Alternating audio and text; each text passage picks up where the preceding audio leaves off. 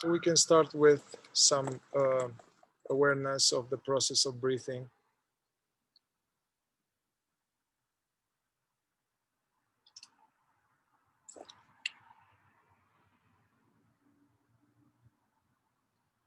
Just simply noticing the sensations, the movement of the body, the rising and falling of the belly.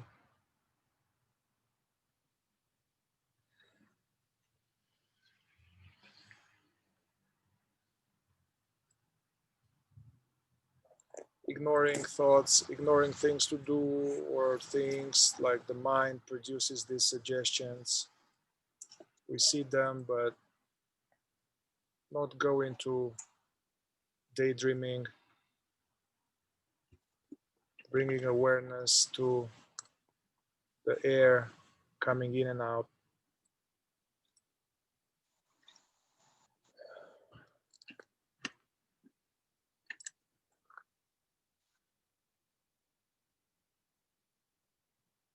At the beginning, that's natural if there's still a lot of thoughts and remnants of the day.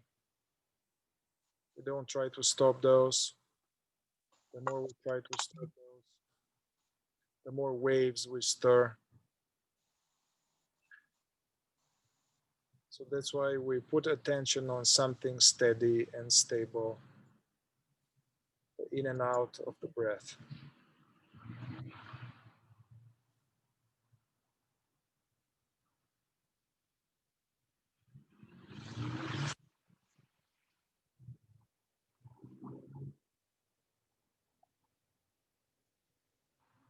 So whenever we hear the bell, it is, can use it as an alarm clock, as a call to presence in case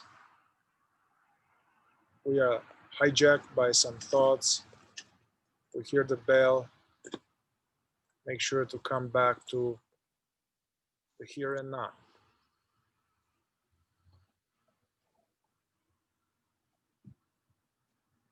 And resist this unconscious habit of always being somewhere else, always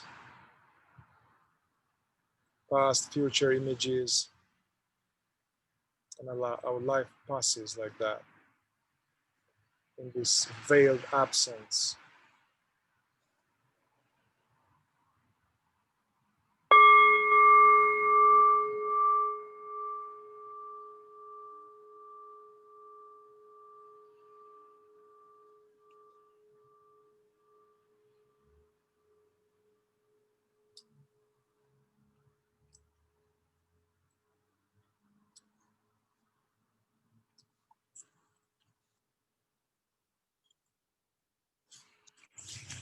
Cheers.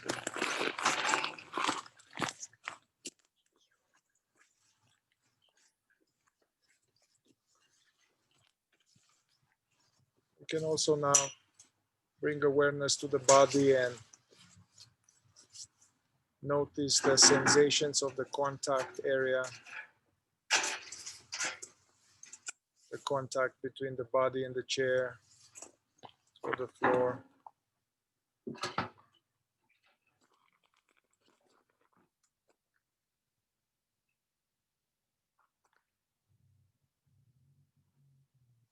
Really noticing where's the seat bones, the back, noticing the actual sensations of the contact.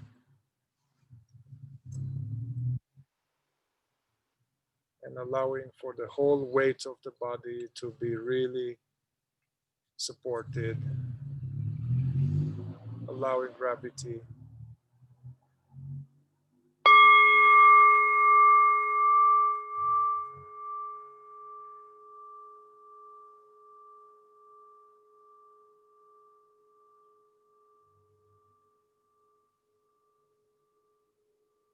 Whenever we catch ourselves that we've been hijacked in the mind, we are not upset, just coming gently back to being present.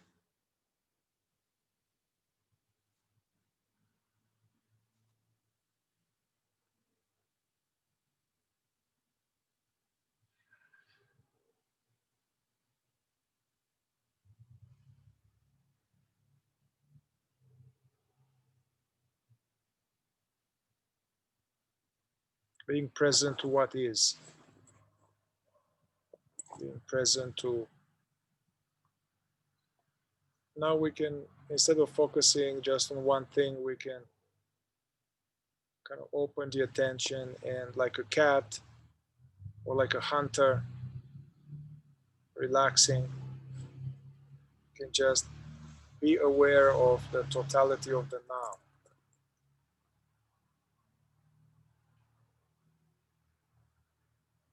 Being present to sounds,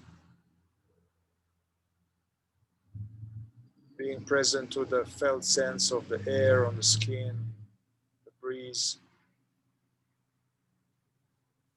being present to any and all bodily sensations,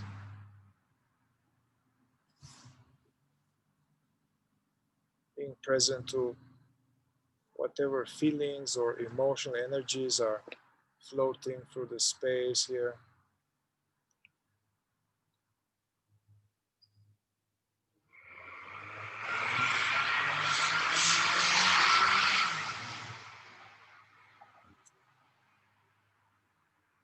This being present to what is, being present to what is here. For many of us, this may be difficult, or we are so used to being checked out, which is the natural state of humanity, to be lost in what is not real. So doing our best to keep coming back to the state as we are when we are kids, effortlessly aware,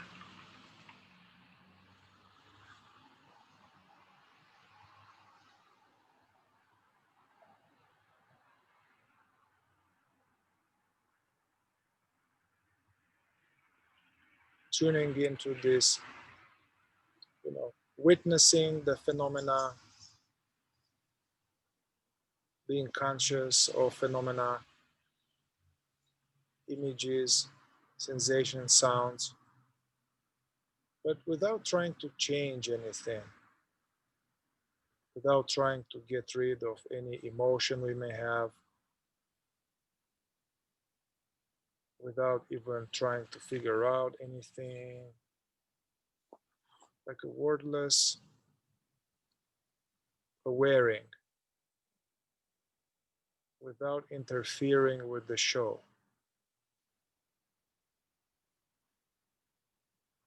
Being the witness of what is, and allowing our experience to be as it is, without controlling anything, yet without going into the past or the future.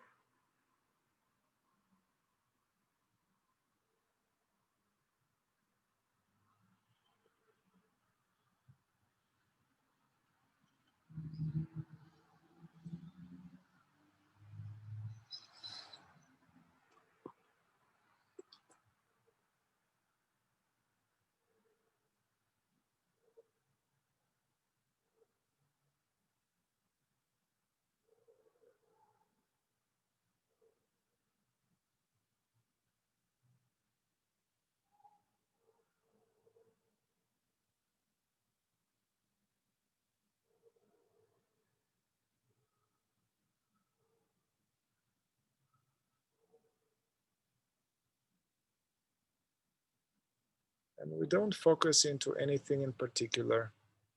The attention is like open to whatever is here, freestyle. Whenever we catch ourselves, we've been hijacked by some thought, taken for a ride, we can immediately and gently unhook.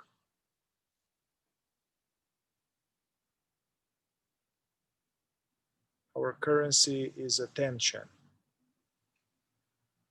So having attention into the present moment, hearing, sensing,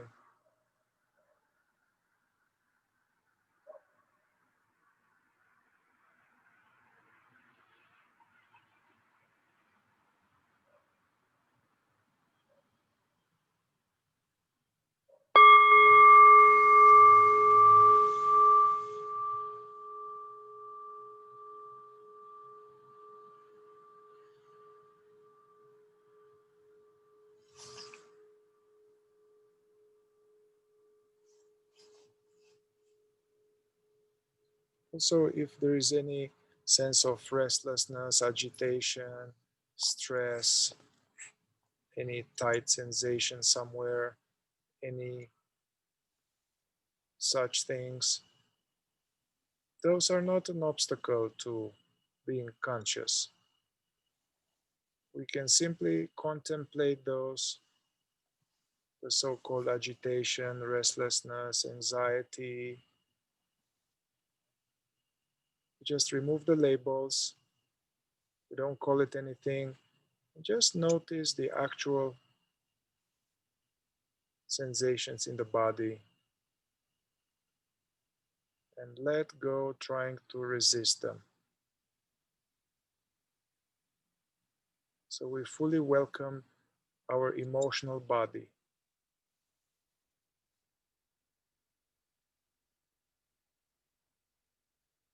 Being the witness of this, not any needles, any mysterious sensations in the gut, in the belly, in the chest.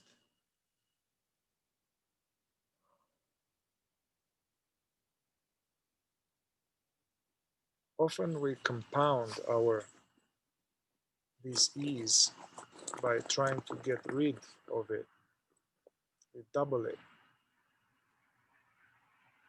So try now to really allow whatever is here in terms of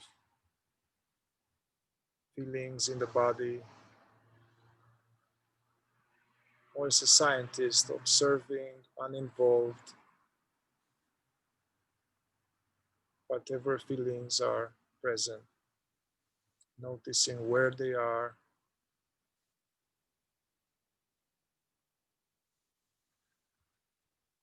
So deep inside, is it a small area?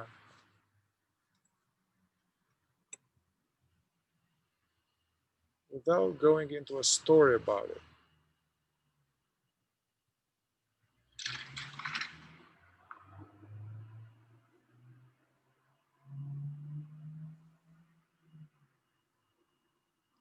And whatever we are noticing, whatever we perceive, know that this is always changing.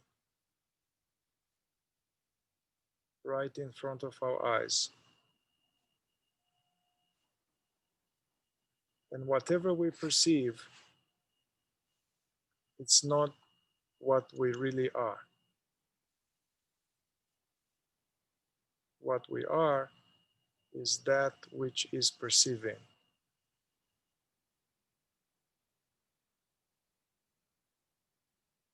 And just by noticing phenomena, every second of it, there is a sense of more free from feelings or thoughts.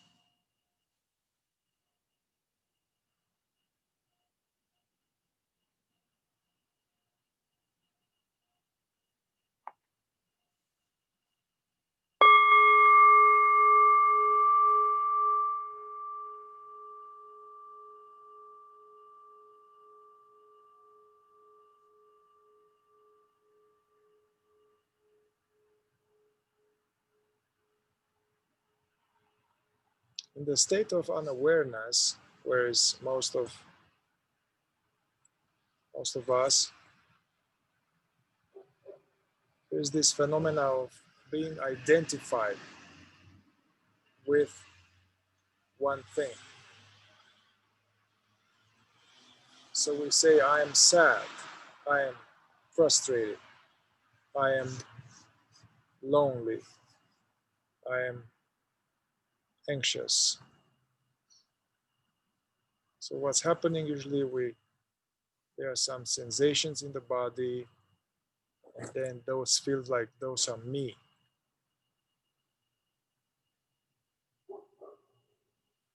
And thus, we are sucked into some washing machine of instability. The same applies to thoughts. Each thought that comes along, I'm hungry, I don't like this guy, it shouldn't be happening. Each thought is like feels like me. And we have thousands of these all the time, contradictory.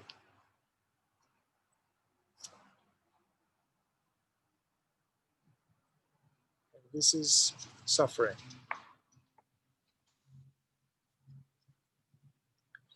So the importance of this witnessing, being aware of thoughts and sensations, is that we come back in our true identity. So instead of saying, I'm sad, I'm anxious, what it is that there is some sadness sensations that I'm aware of. This lonely feeling I'm aware of.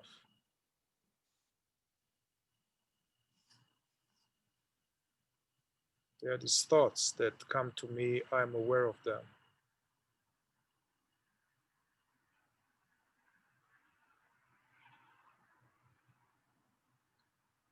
So if we keep doing that, not just in meditation, but throughout the day,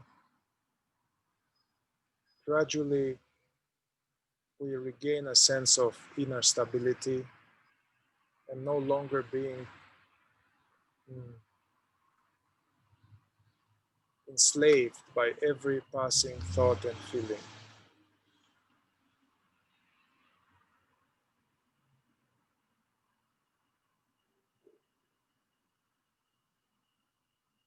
We are naturally doing that in relation to sounds. The sounds are perceptions, just like the sensation of anxiety is also a perception, it's some sensation we perceive. But we know that I'm not the cricket, I'm not the sound of the traffic. We are already as Zen masters in relation to sounds. And we are trying to develop a similar ability to perceive these thoughts, images, and not allow ourselves to feel that we are them.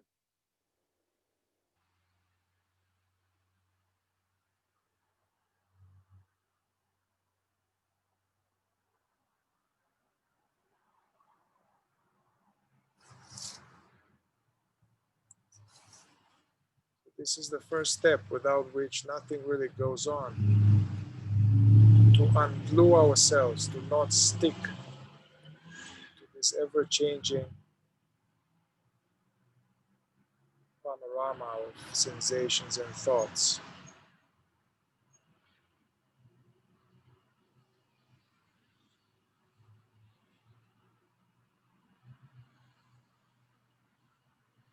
And gradually this brings this ability to be more in the present naturally, be more where we are. There's a natural diminishing of worries. The less we are caught in thoughts and feelings, there's some causeless sense of inner stability, inner freedom. Not right away though.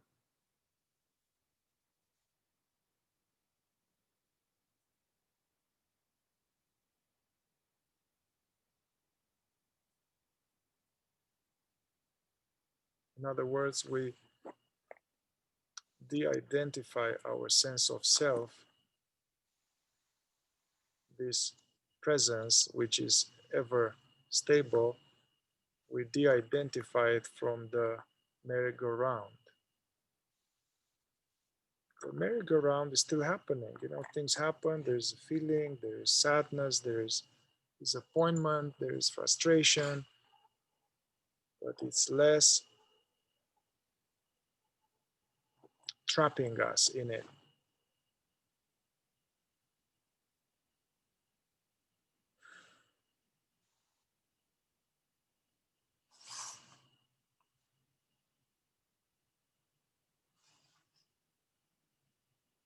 So I would like now to do something which is actually a very good tool to have less gap between this closed eye meditation, and often we don't have time for that, we are too busy. Something that can be implemented in our daily life in order to strengthen the sense of presence and non-identification. It's called the looking exercise. So how it goes is that we are very soon going to open our eyelids, and we'll just look at something for maybe 3-5 seconds without needing to label it or do anything. Then we look at something else for 3-5 seconds. And so we shift the focus every 3-5 seconds. We have enough time to notice that impression, yet we don't allow ourselves to go lost in thoughts in past and future. And it may seem like a strange, arduous exercise, but if you have kids, young kids, you will see that that's how they are naturally. Yeah, so let's open our eyes.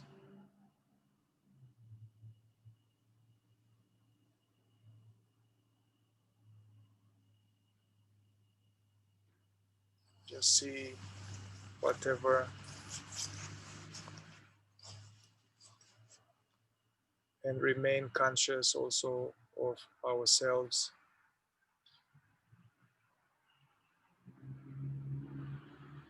Then we can go with something else, choose another impression.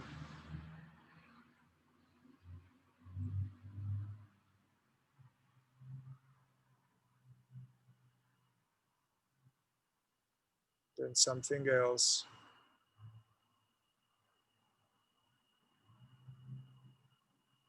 And this is like a marker without allowing ourselves to go into past or future, interpreting.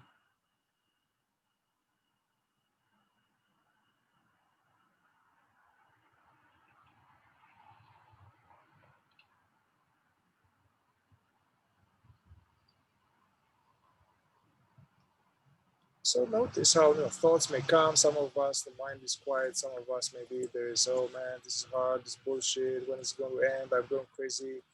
So just notice these thoughts.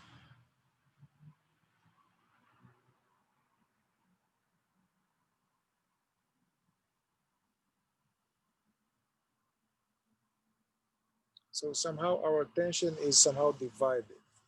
Part of it goes outside, and part of it we are aware of being conscious. We are aware also of the inner body.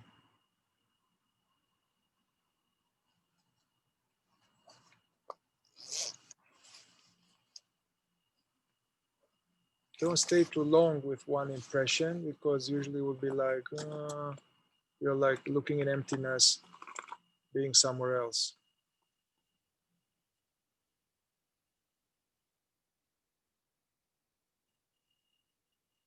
You can also dare to, look at some other being here, look at each other.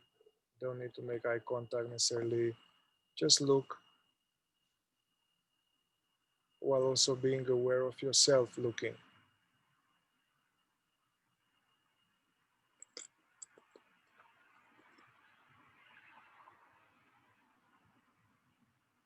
This is great. Somebody's upset with you, a partner or somebody is talking to you. So usually we are kind of lost in them and lost in our reactions. So we can use that, aware of them, aware of ourselves.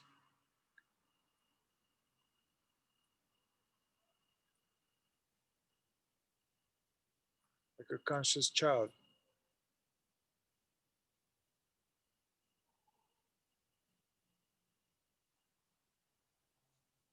We can also add the hearing. So see, hear,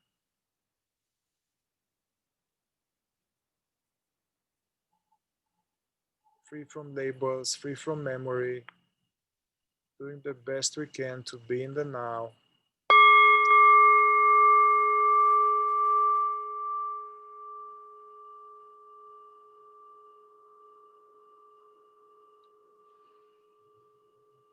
Some people get a diagnosis and they find out they have just a few days to live. And after some reaction, they are like, they are just landed this. Like, dude, all this idea of my life is just like dream and bullshit. And here we are. I have a few days. And then somehow some people they realize that's all we have, just being present to each moment. So why wait for that?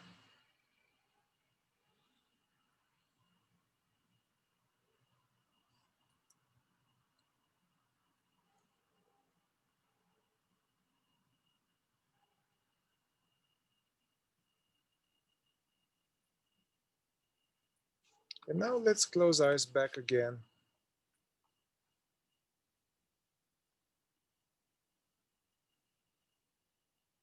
Resting in this sense of easiness.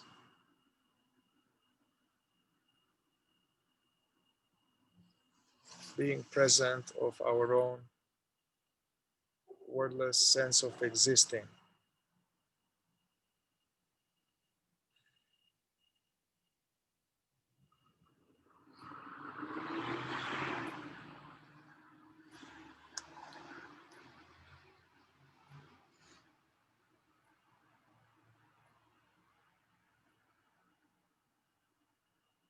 It was this Zen master Suzuki Roshi, he was saying, it is the state of being where we don't stick to anything. That's the aim of our practice. We don't stick to thoughts or to a feeling. We see them, but we are not them.